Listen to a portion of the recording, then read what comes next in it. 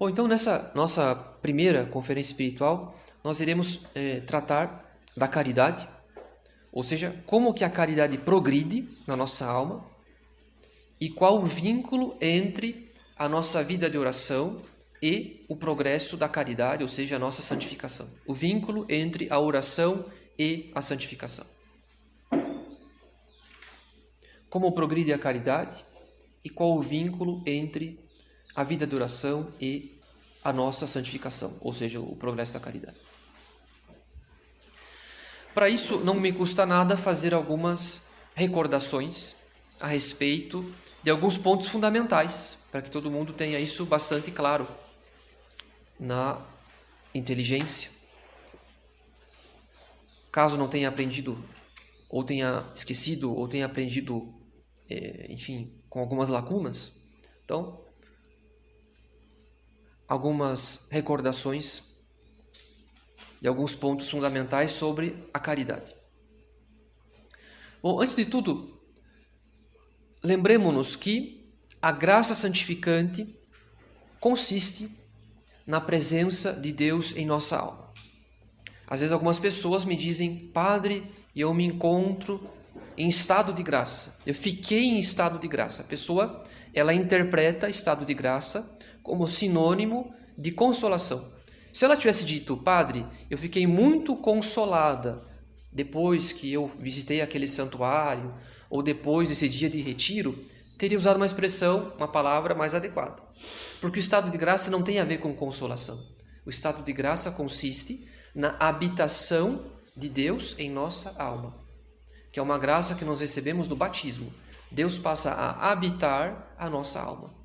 Por isso é uma graça santificante, porque Deus santifica o templo no qual Ele habita. Por meio da graça santificante, a relação entre nós e Deus não é a mesma relação entre o cálice e o vinho consagrado, o sangue de nosso Senhor Jesus Cristo. Porque o sangue de nosso Senhor Jesus Cristo apenas toca o cálice, mas não o santifica. Em compensação, quando Deus passa a morar na nossa alma, Ele de fato santifica a nossa alma a tal ponto que nós nos tornamos participantes da natureza do próprio Deus. E isso está escrito na segunda epístola de São Pedro, no capítulo 1, versículo 4. 2 Pedro 1, 4. Nós somos participantes da natureza divina. A relação entre nós e Deus é semelhante àquela relação que há entre a árvore e o enxerto. No enxerto, a gente sabe que aquele ramo que foi colocado, que foi enxertado, ele vive da seiva daquela árvore. Nós também vivemos da seiva de Deus. Existe uma participação da vida divina em nós. Nós passamos a participar da vida do próprio Deus. Nós entramos em comunicação com a vida do próprio Deus. Então Deus não apenas reside em nossa alma como alguém que reside num lugar, mas Ele santifica, Ele age, Ele vive e nós participamos. Enfim, Ele santifica, Ele age, Ele vive em nós e nós participamos da sua própria vida. Então a graça nos torna partícipes da vida do próprio Deus. Assim como um ferro incandescente participa das propriedades do fogo, porque ele foi lançado no fogo, e esse ferro ficou quente e mole em contato com o fogo, sem deixar de ser ferro, mas sem perder a sua natureza de metal, ele se tornou participante das qualidades do ferro, do fogo, perdão. Então tornou-se quente, tornou-se mole, tornou-se incandescente, ele brilha inclusive, em razão do fogo. Ele se tornou brilhoso, né, em razão do contato com o fogo. Da mesma maneira, nós em contato com o próprio Deus, nós nos tornamos participantes da sua santidade. Nós nos tornamos participantes da sua santidade. Quanto maior a união de uma alma com Deus, mais ela participa da santidade do próprio Deus. Mais Deus santifica aquela alma e aquele corpo. porque Deus age também através do nosso corpo. Agora, em segundo lugar, uma outra coisa importante a ser recordada é que a graça age na nossa alma à semelhança das naturezas que nós conhecemos, como a natureza dos animais e a nossa própria natureza humana. Assim como Deus criou para a natureza humana todo um organismo, nós temos diversos órgãos, nós temos os 5 sentidos. Então, assim como nós temos um organismo humano, a graça também é o seu próprio organismo. A graça também possui o seu próprio organismo. Nós agimos através dos membros, dos sentidos e dos órgãos. Eu toco através da mão. Eu vejo através dos olhos. Eu faço digestão através do estômago.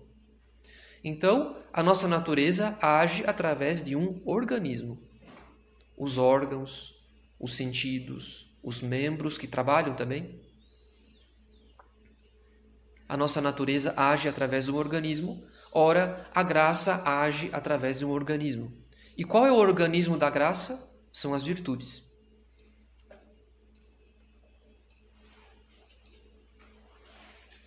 A graça age através das virtudes. A graça, portanto, é um princípio de um organismo espiritual.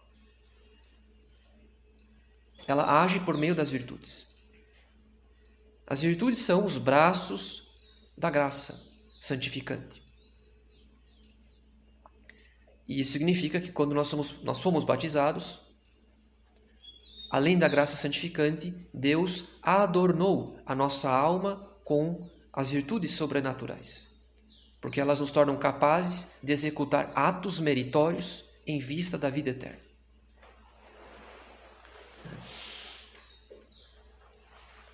Ora, assim como no nosso organismo nós temos alguns órgãos que são mais importantes do que outros, como por exemplo o nosso cérebro, que é sumamente importante para que a gente possa ter uma vida plenamente humana, assim também no nosso organismo espiritual há virtudes mais importantes, algumas que são mais importantes do que as outras. E a mais importante de todas as virtudes, sem dúvidas, é a caridade.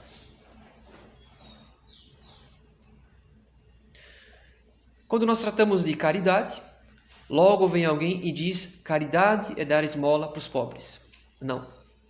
Isso é uma obra de misericórdia corporal. É um ato concreto de caridade para com o corpo das pessoas pobres. Estou dando do que comer, estou dando do que vestir, estou ajudando essa pessoa a garantir a sua subsistência, o seu conforto, o seu bem-estar.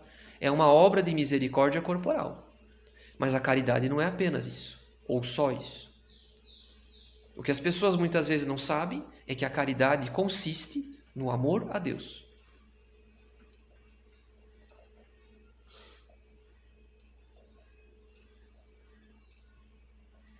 Então a caridade é um amor sobrenatural.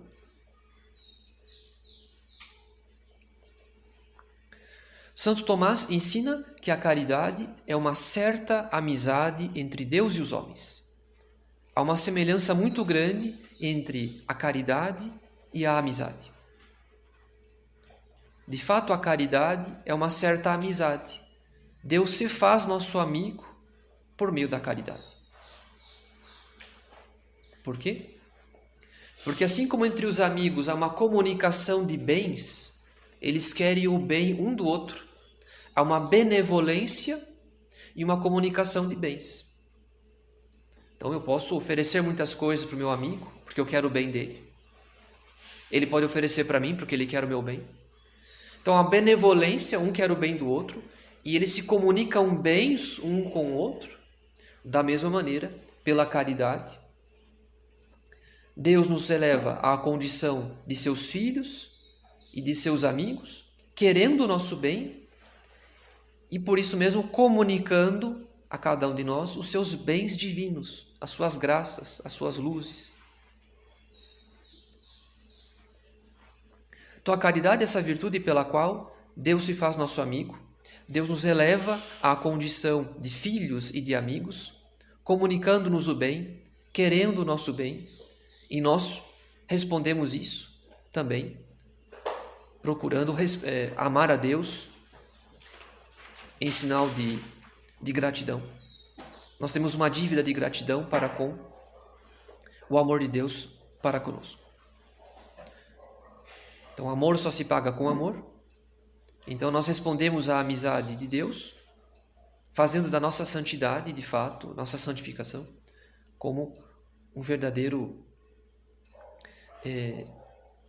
verdadeira relação de amizade. Pronto.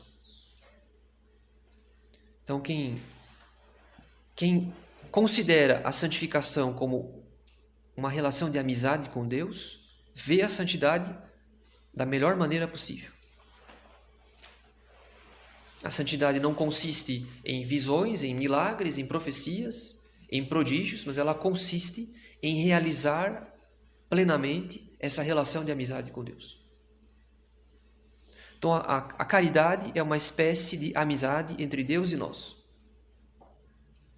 Deus quer o nosso bem, Ele nos comunica os seus bens divinos, e nós vivemos uma relação de resposta,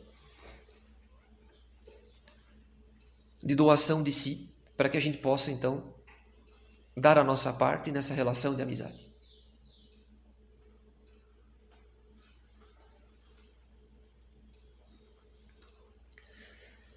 Então, a caridade é essa virtude pela qual nós amamos a Deus com um amor sobrenatural, respondendo ao seu amor divino, ao seu bem-querer divino,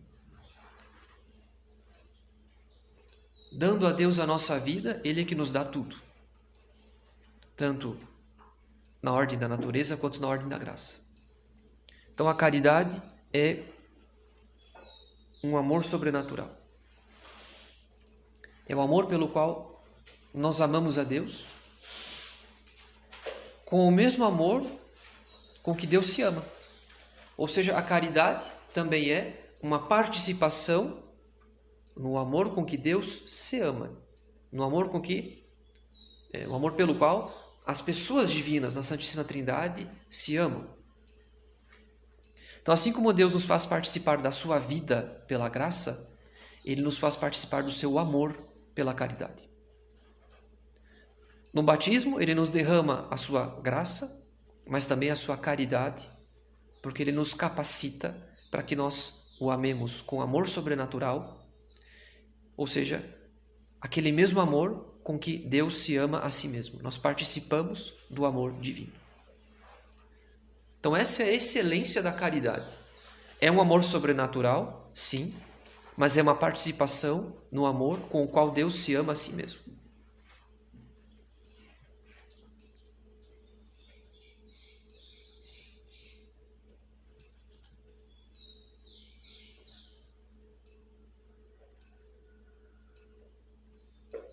Qual é o objeto, então, da caridade? O objeto da caridade consiste, primeiramente, em amar ao próprio Deus. O primeiro objeto ao qual se dirige a caridade é o próprio Deus. Já que a caridade consiste numa participação ao amor do próprio Deus, então, quem vive na graça e ama a Deus,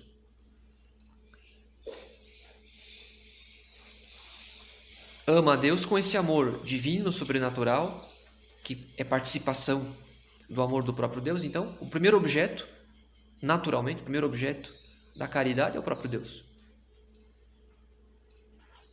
A caridade consiste nisso, em amar ao próprio Deus. Então, o primeiro objeto é o próprio Deus, que é o sumo bem, digno de ser amado sobre todas as coisas.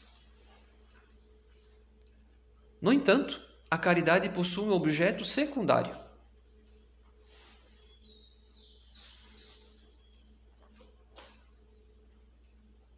Que consiste no amor que nós devemos dirigir ao nosso próximo. Mas não nos esqueçamos, nós também devemos amar a cada um de nós com amor de caridade. Ou seja, eu devo amar a mim mesmo e ao próximo como a mim mesmo.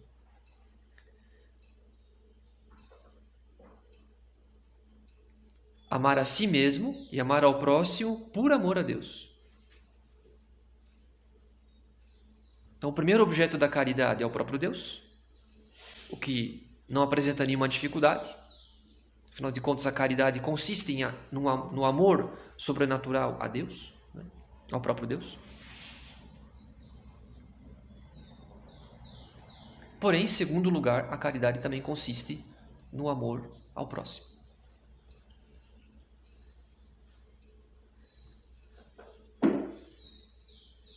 Amar a si mesmo e amar ao nosso próximo por amor a Deus. E por que amar a si mesmo e por que amar ao próximo? Simplesmente porque Deus nos comunica a sua bondade. Ele nos criou, nós temos uma natureza humana que é boa, nós temos qualidades boas e nós devemos amar essa bondade que Deus difundiu entre os homens.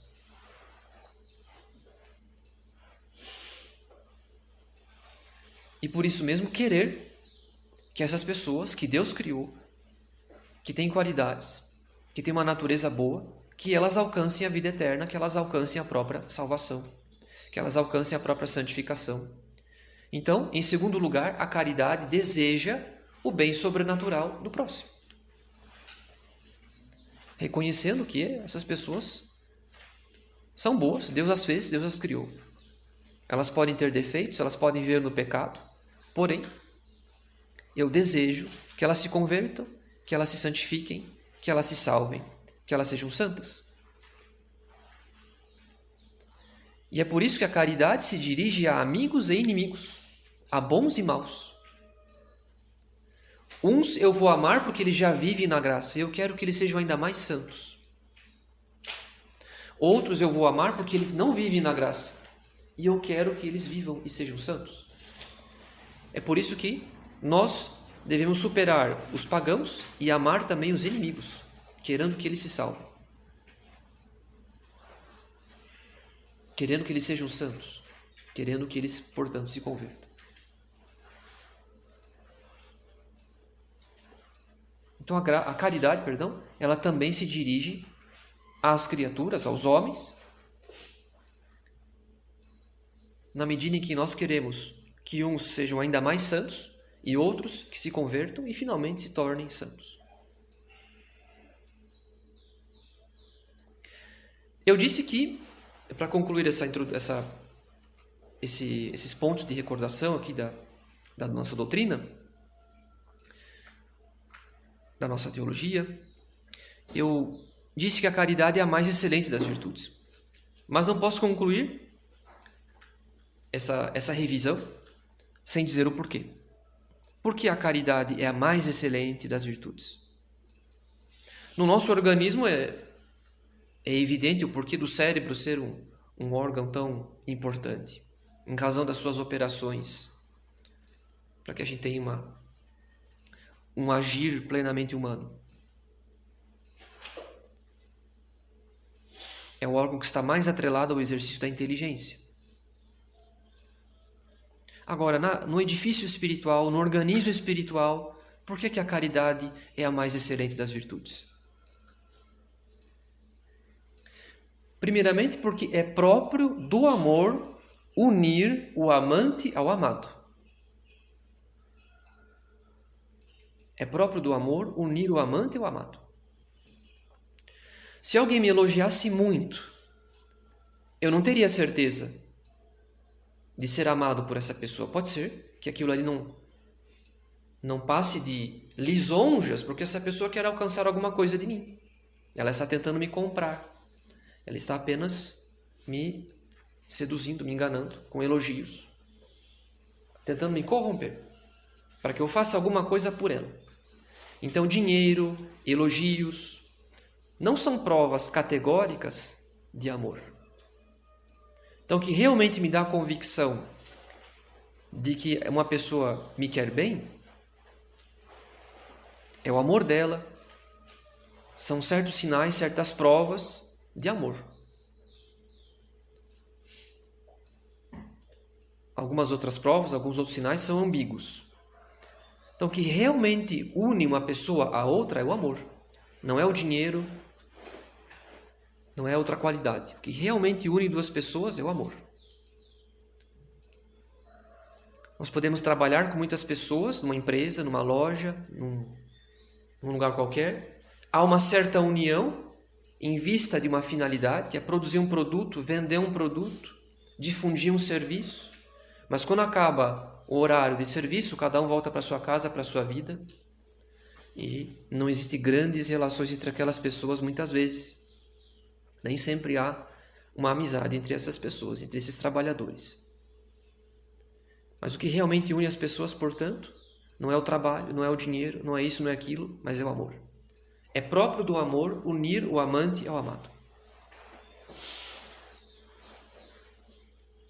Então não há nenhuma outra virtude que nos una mais a Deus do que a caridade, porque é ela que produz essa união, de fato, por sua própria natureza, da maneira mais excelente, porque ela consiste no amor sobrenatural a Deus, que nos é infundido no batismo com a graça santificante. Então, a primeira excelência da caridade é que ela consiste, enfim, é porque ela nos une a Deus, porque é próprio do amor unir o amante ao amado.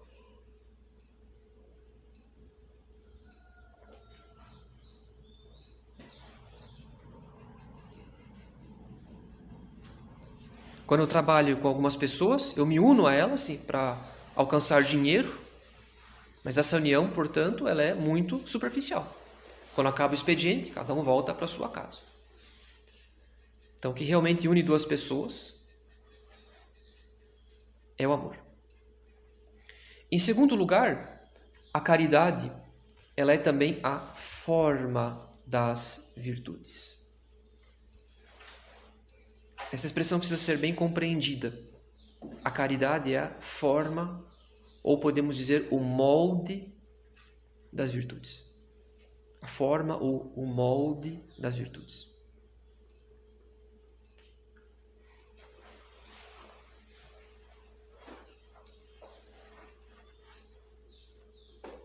Quando nós colocamos um líquido em copos de tamanhos diversos, esses copos eles dão a forma para aquele líquido. Então, dependendo do estilo, do copo, a água vai assumir as formas de cada um desses copos, as formas mais diversas de cada um desses copos. Então, isso é o que nós podemos chamar de molde. O copo moldou o líquido. O líquido assumiu a forma do copo, de cada um dos copos que eu tenho à minha disposição. Ora, a caridade, na medida em que ela ordena as demais virtudes para o amor a Deus, para essa finalidade, para esse objetivo que é o amor a Deus, ela atua como um molde. Ela dirige, ela ordena, ela subordina as demais virtudes como os vagões de um trem.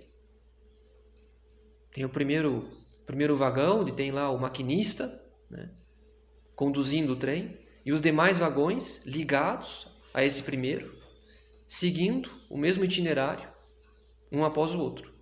Então a caridade também ordena, dirige, subordina, para que todas as virtudes tenham por finalidade o amor a Deus.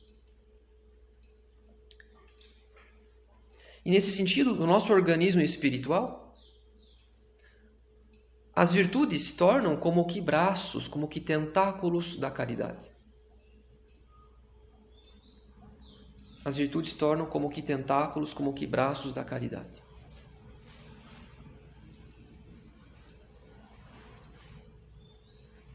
Porque nós passamos a exercer as demais virtudes sempre por amor a Deus. Eu passo a exercer as demais virtudes por amor a Deus. Então a caridade dá forma, ela molda, ela impera sobre as demais virtudes. Então, na prática, se eu pratico a virtude da humildade, é por amor a Deus. Se eu pratico a virtude da castidade, é por amor a Deus. Se eu pratico a virtude da justiça, pagando as contas, por exemplo, eu faço isso por amor a Deus. Porque quem ama a Deus não pode ser injusto.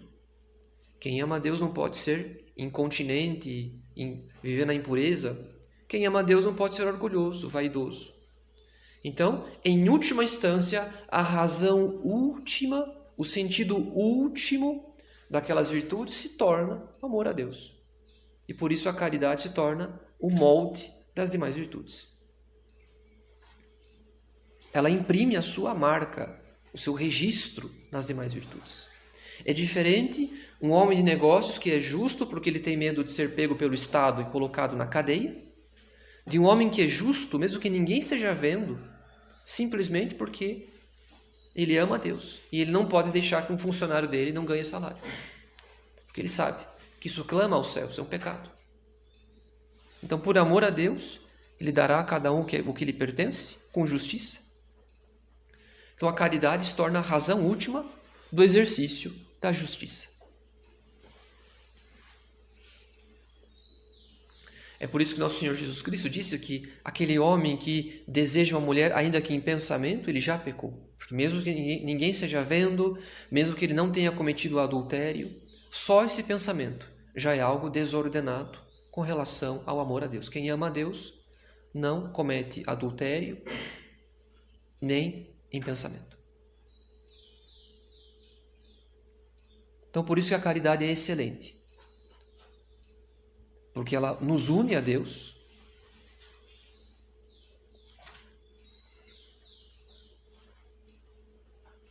As outras virtudes, é claro, colaboram nessa união.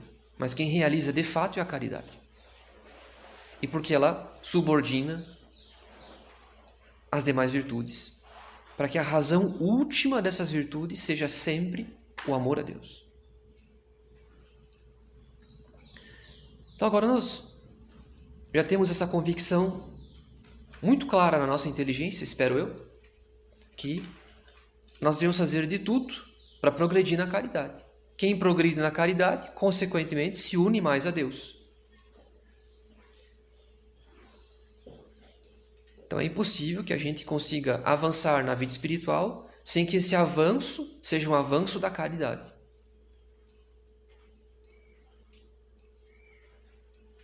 Assim como no treino, no exemplo que eu dei, se o maquinista resolve diminuir a velocidade e parar, todos os vagões também diminuem de velocidade e param.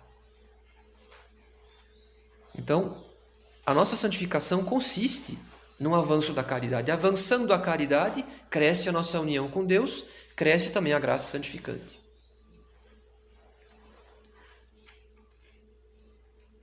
E a recíproca é verdadeira. Crescendo a graça santificante, cresce também a nossa disposição para praticar a caridade. Uma coisa não vai sem a outra. Uma coisa não vai sem a outra. Como num organismo, em que os membros vão crescendo proporcionalmente, à medida que o corpo também cresce e se desenvolve.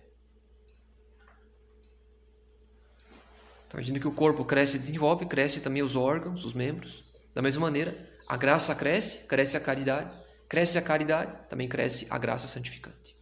Então, é cíclico, uma coisa não vai sem a outra. Porém, podemos dizer isso, que o avanço da nossa santificação, da nossa união com Deus, é o avanço da caridade. Não podemos avançar na nossa santificação sem produzir cada vez mais atos mais intensos de caridade. Então agora vem a grave questão. Como que a caridade progride? Porque ela, progredindo, progride a nossa união com Deus e nós, consequentemente, progredimos na nossa santificação. Então, como que ela progride? Como que a caridade progride?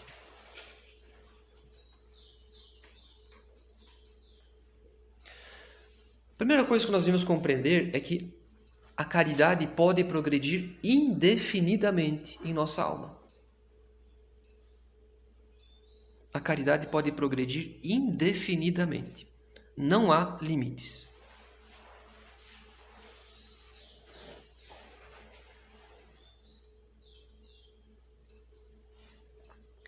Como Deus é infinitamente bom, infinitamente perfeito, infinitamente santo,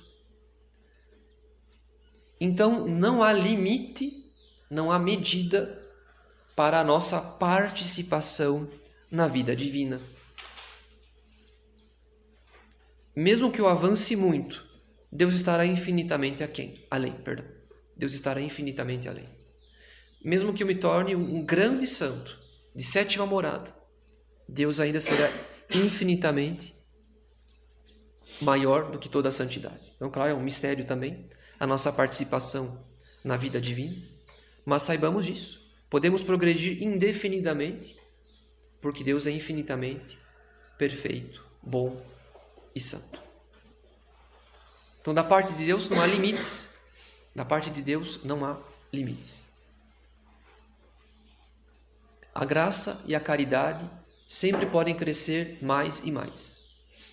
A nossa união com Deus pode avançar mais e mais indefinidamente.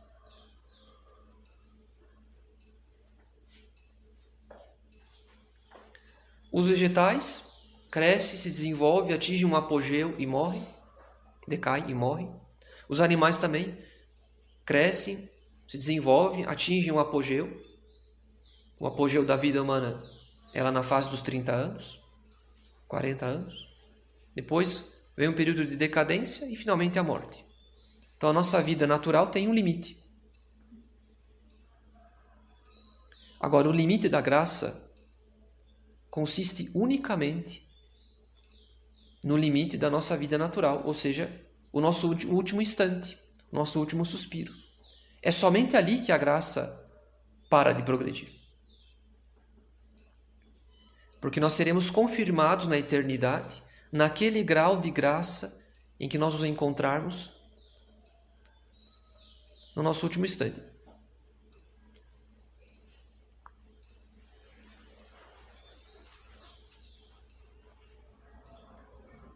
Bom, eu poderia explicar algo a respeito disso, mas para simplificar podemos dizer isso. Eu poderia tratar de um detalhe com relação ao grau da graça, ao grau da caridade, mas não vamos entrar em detalhes de teologia. Posso simplificar dizendo isso, que nós seremos confirmados na eternidade, naquele grau de graça em que nós nos encontrarmos no instante da nossa morte. Então, o limite da graça é simplesmente o limite do nosso tempo de vida. Claro que Deus tira a vida de alguns santos mais cedo, porque para eles convém aquela fase na qual eles foram chamados à eternidade, como, por exemplo, a morte de São Luís Gonzaga ou de Santa Teresinha, que foram mortes precoces, né, na fase dos 20 anos. Porém,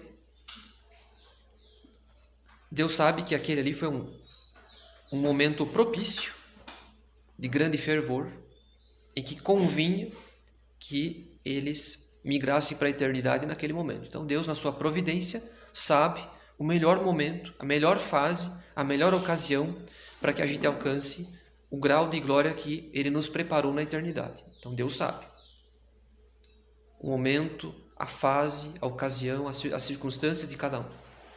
Mas podemos simplificar dizendo isso. Quando é que eu atinjo o limite? O limite se dá na morte. Enquanto eu tiver vida, enquanto eu estiver respirando, eu sempre tenho essa possibilidade de avançar na graça.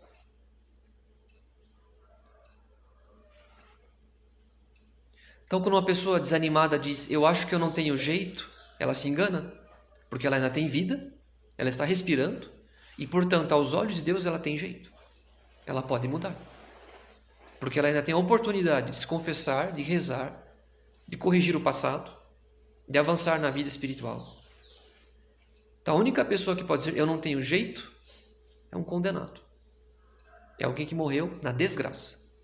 Esse não tem mais jeito. Então, é uma ilusão diabólica achar que eu não tenho mais jeito. Não há nada que Deus possa fazer por mim ou que eu possa fazer por Ele. Esses pensamentos de desespero são claramente diabólicos, porque eles atentam contra a bondade de Deus e a sua providência. Então, Então nós podemos progredir sempre na caridade, podemos progredir sempre na graça. Enquanto estivermos vivos e respirando, sempre é possível crescer. Então isso nos dá uma grande motivação para sermos santos. Ainda dá tempo.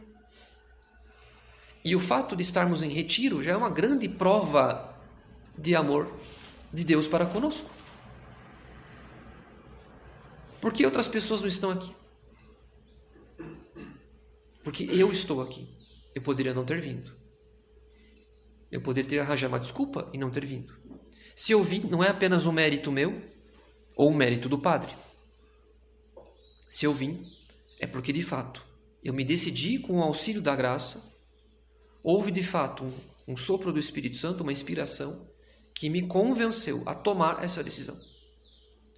Então o fato de estar em retiro já é uma prova de amor. Deus me colocou aqui para eu passar o dia rezando, refletindo, examinando a consciência, para que eu seja santo. Então se a graça pode progredir indefinidamente, só o fato de estarmos em retiro, vivos, respirando, já é uma grande prova do amor de Deus para conosco. Então que isso sirva de motivação para que nós procuremos a santidade. A graça sempre pode crescer. E enquanto estivermos vivos, ainda há tempo para que ela progrida. O último limite da graça é apenas a nossa morte. É o limite da nossa morte, é o nosso último suspiro. Porém, como que a graça cresce? Uma vez que ela pode crescer ao longo da nossa vida, até o último suspiro. Como que ela cresce? Ora, nós precisamos compreender isso com muita clareza. A graça não pode crescer por adição. A graça não pode crescer por adição.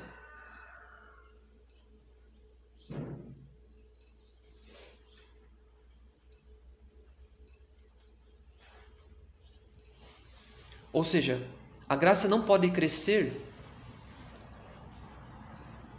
como uma quantidade. Como alguém que acrescenta mais água a um copo de água. Ou mais farinha num saco de farinha. A graça e a caridade não pode crescer, não pode avançar como uma quantidade. Como alguém que põe mais água num copo d'água ou mais farinha num saco de farinha. Por quê? Simplesmente porque a caridade não é uma quantidade. Ela é uma qualidade. Ela é uma qualidade que aperfeiçoa a nossa alma, que nos torna capazes de amar a Deus com amor sobrenatural. Ela é uma qualidade, não é uma quantidade.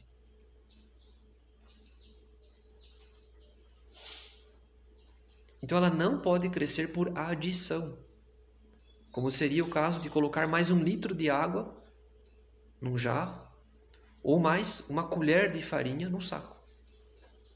Ela não cresce por adição, porque ela não é uma quantidade, mas uma qualidade. Ela é uma qualidade que aperfeiçoa a nossa alma, que nos torna capazes de amar a Deus com amor sobrenatural.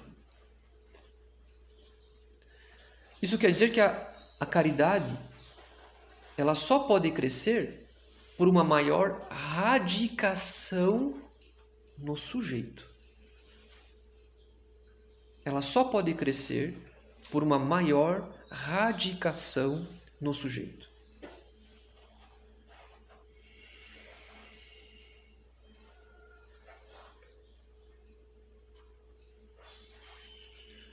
Ou seja, a caridade cresce à medida em que ela se enraiza mais e mais em nossa alma, por uma radicação.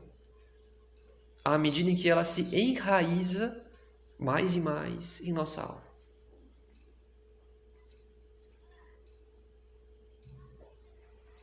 À medida em que a nossa alma, ou mais especificamente que a nossa vontade, participa mais intensamente da caridade. Então, o único modo da caridade crescer é por uma participação mais intensa. É por um enraizamento mais profundo, por uma radicação maior do sujeito. Então ela não cresce com uma quantidade, sim com uma qualidade, por uma maior radicação, por uma participação mais intensa da caridade no sujeito. Isso quer dizer que se ela não cresce com uma quantidade, não adianta multiplicar a quantidade. Ou melhor, adianta pouco. Ela não cresce por meio de uma multiplicação de atos. Ou seja, se eu rezar 50 vezes o terço, a caridade vai crescer? Talvez não. Talvez não. Porque ela não cresce como uma quantidade, por adição. Um terço, mais outro, mais outro, mais outro, mais outro. Talvez ela não cresça. Uma vez que ela não é uma quantidade. Ela não cresce necessariamente por uma multiplicação de atos. Ela só cresce quando os atos são mais intensos. Quando há um grau de caridade, quando eu exerço um grau de caridade mais intenso do que aquele grau de caridade no qual eu me encontro.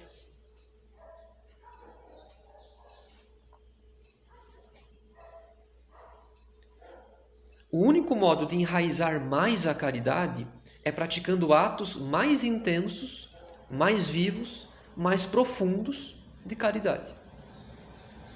Aí sim que ocorre uma radicação maior no sujeito, um enraizamento maior no sujeito.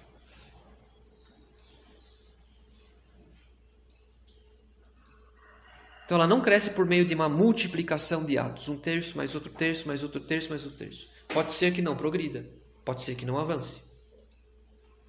Mas ela cresce de fato quando esses atos são mais intensos do que aquele grau de caridade no qual eu já me encontro. A caridade só se enraiza quando esses atos são mais intensos, mais vivos, mais profundos. Um exemplo disso é a temperatura. Vamos supor que em um determinado ambiente esteja fazendo 25 graus. E eu gostaria que esse ambiente estivesse com 30 graus. Se eu pegar 2 termômetros e somar a temperatura de ambos, eu não faço com que o ambiente fique mais quente. Não adianta somar a temperatura de 2 termômetros. Não adianta tomar 2 termômetros, um de 15 e outro de 15, e dizer, pronto, agora o ambiente está com 30 graus. Não está. Eu somei as temperaturas, mas o ambiente não ficou mais quente. A temperatura continua a mesma. A única maneira de que a temperatura fique mais elevada é que o calor seja mais intenso.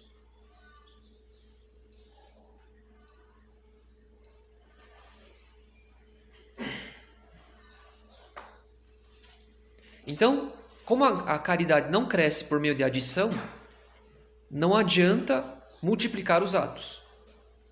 É preciso que os atos sejam mais intensos do que aquele grau de caridade no qual eu me encontro. Ou seja, isso demanda mais generosidade da minha parte.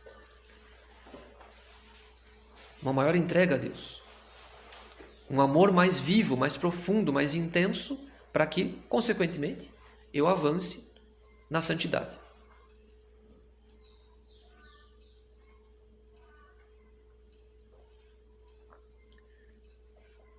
Então, aqueles atos tíbios, aqueles atos frouxos, aqueles atos relapsos de caridade na minha vida de oração, eles não me fazem crescer. Aqueles atos tíbios, frouxos, relapsos, remissos de caridade não me fazem avançar. Eu permaneço no mesmo grau em que eu me encontro.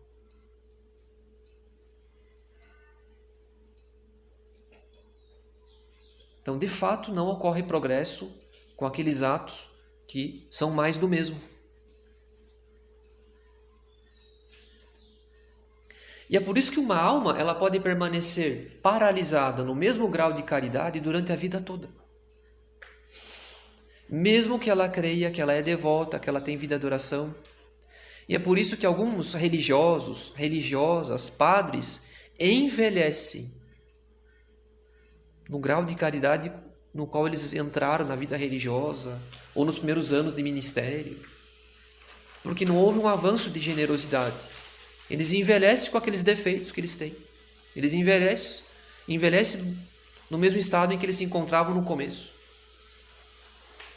E a gente vai até se acostumando com os defeitos do religioso, da religiosa, do padre. Porque é mais do mesmo. Parece até que faz parte do personagem. Ele é assim. Alguém pode envelhecer num certo grau de caridade, paralisado ali. Empacado, se me permite, ali. Empacado ali. Mesmo que a pessoa pense, não, mas eu sou uma pessoa devota, piedosa, tenho vida de oração, me confesso comum, faço leitura espiritual. E assim por diante. Agora, isso quer dizer que essa multidão de atos, que são atos muitas vezes medíocres, ou pior ainda, tíbios, frouxos, remissos, que eu faço com negligência, eu rezo com pouca atenção, ou eu rezo pouco, enfim. Esses atos medíocres, ou no pior dos casos, tíbios, então isso quer dizer que eles são inúteis? Isso quer dizer que eu devo parar de rezar? Porque esses atos não me fazem avançar? Não, eu não devo parar de rezar. Mesmo que eu perceba que os meus atos ou são medíocres, ou são simplesmente medíocres, quero dizer, ou então eles são tíbios, o que é pior ainda. Então eu retomo, porque eu me perdi um pouco ao me expressar. Então, mesmo que os meus atos sejam medíocres, ou pior ainda, se eles forem tíbios, relaxados, frouxos, ainda assim eu não devo parar de rezar.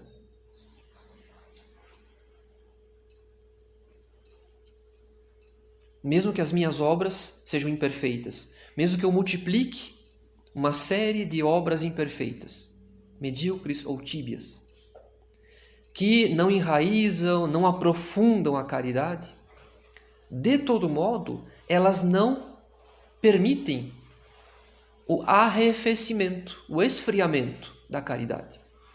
Elas impedem que a alma arrefeça. Elas impedem que a alma diminua as suas boas disposições. Porque elas estão sim combatendo os pecados veniais voluntários. Elas estão impedindo a entrada de tentações mais graves, de pecados graves.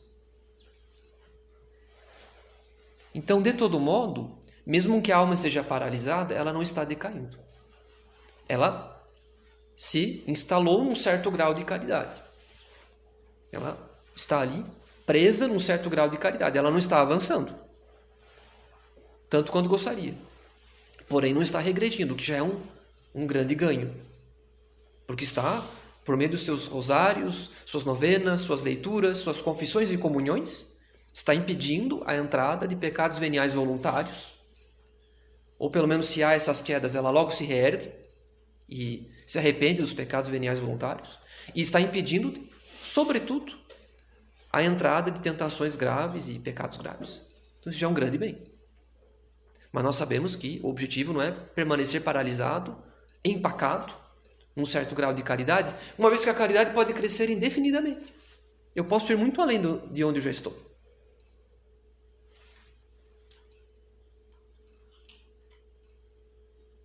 E é claro, Deus também na eternidade vai premiar, de algum modo, aqueles atos medíocres ou frouxos. Ele também considera isso na nossa coroa de glória. Ele também vê esses atos como meritórios. Eles terão sim algum prêmio na eternidade. Ainda que sejam atos que não nos façam progredir na caridade, porque não são atos mais intensos. Porém, terão um prêmio na eternidade. Então Deus é generoso para conosco. Esses atos têm um certo valor, mas nós sabemos que, de todo modo, eles não nos enraizam mais profundamente na caridade. E aí vem a grave questão. Então, como amar mais intensamente a Deus? Para que haja um progresso, de fato, na caridade. E, consequentemente, um avanço na santidade. Como?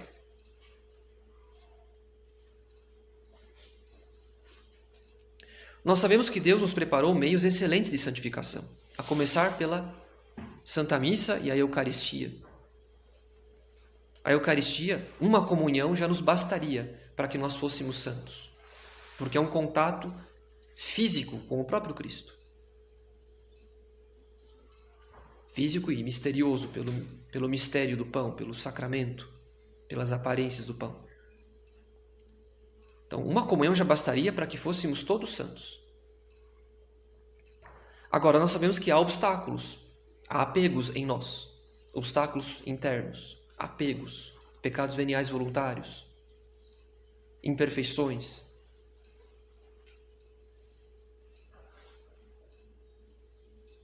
E por isso, o meio mais excelente para que a gente consiga remover esses obstáculos, adquirir o fervor e comungar muito bem, é a meditação. Então, o meio mais eficaz para remover os obstáculos, adquirir o fervor e fazer excelentes comunhões é a meditação.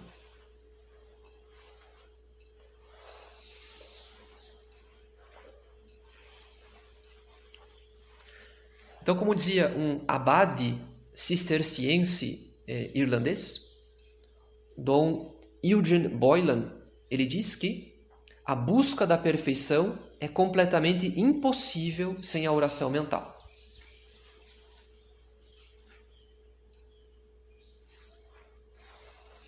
A busca da perfeição é completamente impossível sem a oração mental.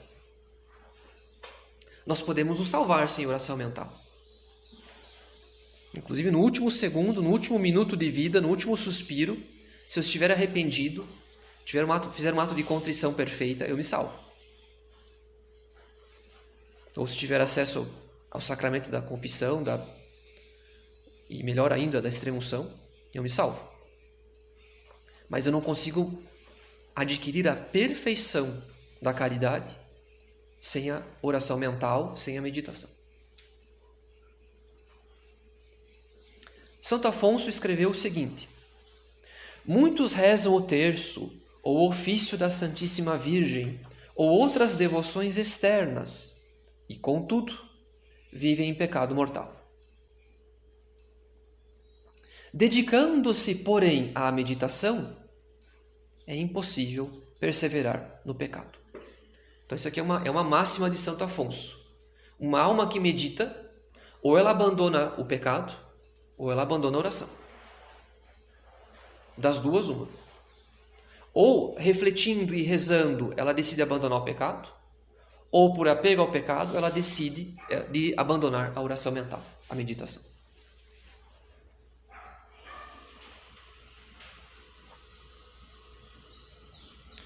Santo Afonso continua: a experiência ensina que aqueles que se consagram à meditação não caem na desgraça de Deus. E se por infelicidade lhes acontecer isso, se não abandonarem a oração mental, entrarão brevemente em si e se converterão a Deus.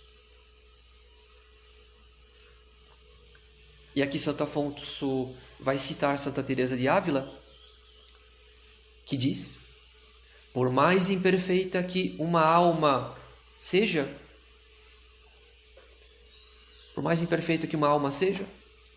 se perseverar na oração mental, na meditação, o Senhor a conduzirá finalmente ao porto da salvação. Então, aquele meio mais excelente para remover obstáculos, produzir o fervor e nos dispor a uma recepção excelente da Eucaristia e inclusive da confissão, com muita contrição, é a oração mental. É ela que, iluminando a inteligência e incendiando a nossa vontade de amor a Deus, que nos ajuda maximamente a progredir na caridade por meio de atos mais intensos.